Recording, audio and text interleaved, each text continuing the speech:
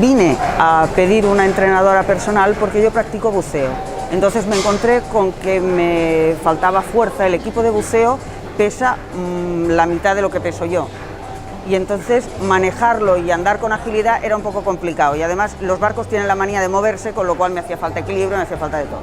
Vine aquí, encontré a Eva y le expliqué lo que necesitaba. Y Eva me estuvo torturando durante unos cuantos meses, enseñándome a mover pesos, a coger agilidad, a equilibrio, resistencia, porque cuando buceo, a fuerza de respirar por la boca y mover las patas, acabo con calambres, con de todo. Me enseñó a llevar la postura, a cargar los pesos, a moverme, incluso con el material que hay en el gimnasio, me iba haciendo el escenario de lo que sería un barco y cómo poner esto aquí, cómo sujetarme allí, claro.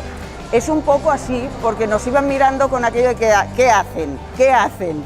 Pero bueno, me tuvo una santa paciencia infinita y eso sí, puedo mover pesos y no me canso, puedo hacer una hora de buceo y salgo de pie, no salgo arrastrada, puedo moverlos, todo lo que son los equipos, trajinarlos y tal, y no acabo con dolor de espalda. O sea, he mejorado muchísimo y a fuerza de tener más resistencia, más fuerza y más, sales a gustísimo, sales más relajada, sales más contenta, sales más satisfecha y vienes aquí con ganas de darle un achuchón y luego de darle un no sé qué, porque del buceo salgo bien y del entrenamiento salgo hecha polvo.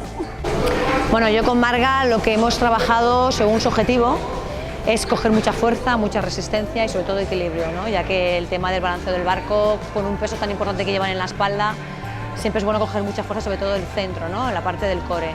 Hemos trabajado mucho eso, la espalda, mucho abdomen, mucha fuerza de pierna, bueno, y de brazo también, que hace falta mucha fuerza de brazo, sobre todo mucha técnica, ¿no? Porque el coger un peso se coge, pero si no tienes una buena técnica te puedes lesionar. Entonces con Marga pues ahí vamos, ¿no? Vamos a seguir machacando, ¿no? En ello estamos. Pues venga. Ya estamos. Venga, bonita. Cuídate mucho.